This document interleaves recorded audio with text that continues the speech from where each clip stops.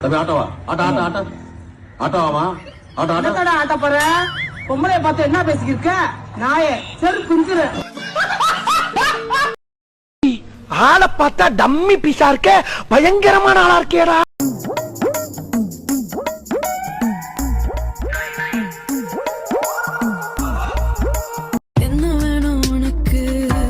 ஒண்ணும் வேணாம் எனக்கு, நீ கிளம்புனா போதும் எனக்கு.